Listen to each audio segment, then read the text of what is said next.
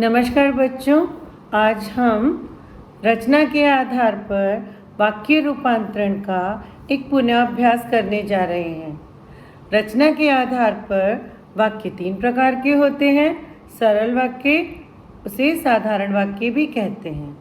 जिन वाक्यों में केवल एक ही उद्देश्य हो और एक ही विधेय हो, उन्हें सरल वाक्य और साधारण वाक्य कहा जाता है। आसान शब्दों में यहाँ केवल एक ही काम होने का बोध होता है। संयुक्त वाक्य, जब भी 2 या 2 से अधिक सरल वाक्य इन योजकों, इसकी पहचान आसान विधि याद रखने योग्य है। जहाँ पर 2 साधारण वाक्यों के बीच में योजकों का प्रयोग होता है, जैसे कि और, एव, तथा, या, अथवा, इसलिए, अतः, फिर भी, तो, नहीं तो, किंतु, परंतु, लेकिन, पर आदि।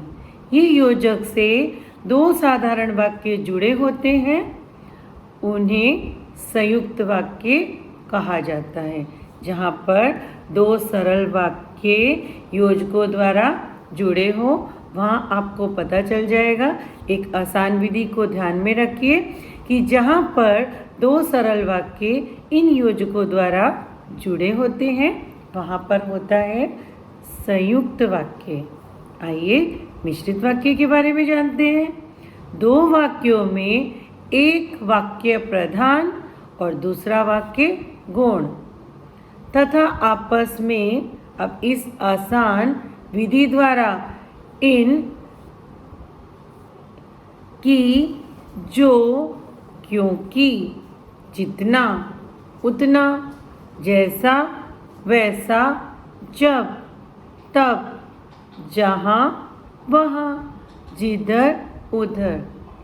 तो 2 वाक्य जहाँ पर एक प्रधान वाक्य होगा और दूसरा गौण वाक्य होगा और इनके द्वारा जुड़े होंगे, वहाँ पर मिश्र वाक्य होता है। उपवाक्य, इसके मुख्य 3 भेद होते हैं: संज्ञा उपवाक्य, विशेषण उपवाक्य और क्रिया विशेषण उपवाक्य। अब ध्यान देने की बात है बच्चों, एक उदाहरण द्वारा समझिए। वाक्य रूपांतरण का उदाहरण है सरल वाक्य, धूप निकलते ही बच्चे खेलने लगे। संयुक्त वाक्य, धूप निकली और बच्चे खेलने लगे। धूप निकली, बच्चे खेलने लगे और इसे और योजक के द्वारा जोड़ दिया गया, तो ये हमारे संयुक्त वाक्य का निर्माण हो गया। ध्यान दीजिए, दीपक जला और अंधेरा नष्ट हुआ। संयुक्त वाक्य। संयुक्त वाक्य का योजक चिन्ह इस वाक्य में निहित है। मुसीबत आ जाए तो भागना उचित नहीं। मिश्र वाक्य, तो के द्वारा हमें पता चला मुसीबत आ जाए, भागना उचित नहीं।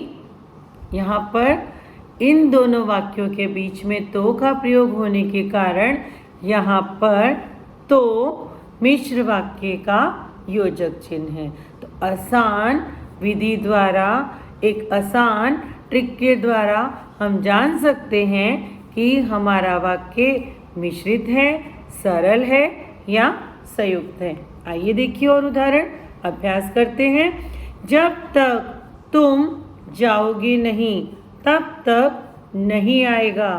जब तक तुम जाओगे नहीं, तब तक वह नहीं आएगा। तो यहाँ पर जब और तब मिश्र वाक्य का योजक चिन्ह है और इसके द्वारा हमें पता चल जाएगा जब और तब का प्रयोग होने के कारण ये वाक्य मिश्रित वाक्य है। यदि कागज होता तो अवश्य पढ़ती। यदि कागज होता तो राधा अवश्य पढ़ती। तो यहाँ पर यदि और तो मिश्रित वाक्य का योजक चिन्ह है, इसलिए यह मिश्रित वाक्य है। विद्यालय की शोभा वही बढ़ा सकता है जो अनुशासन में रहे।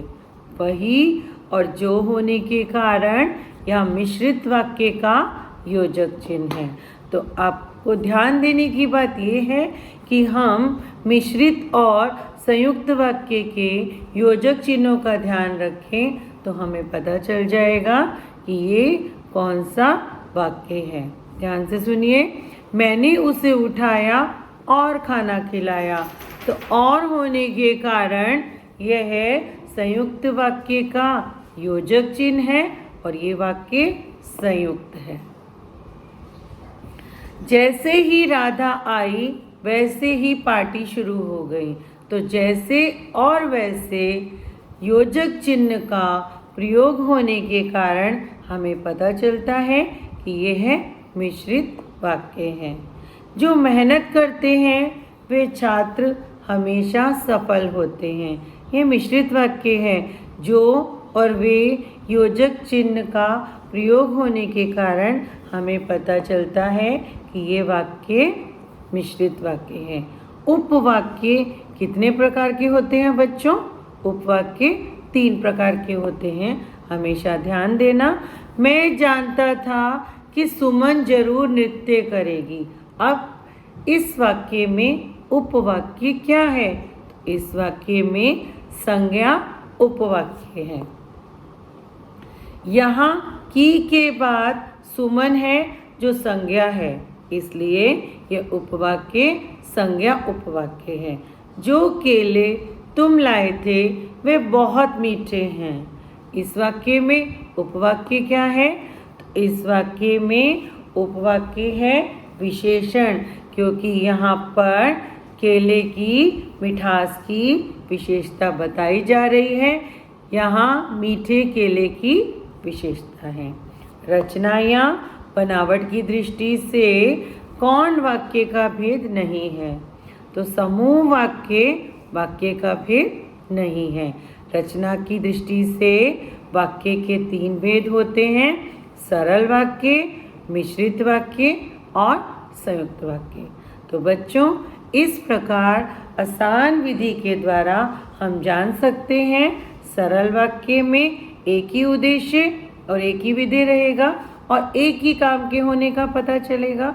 और इन आसान सरल विधियों के अभ्यास द्वारा हम वाक्य के रूपांतरण को आसानी से कर पाएंगे। नमस्कार।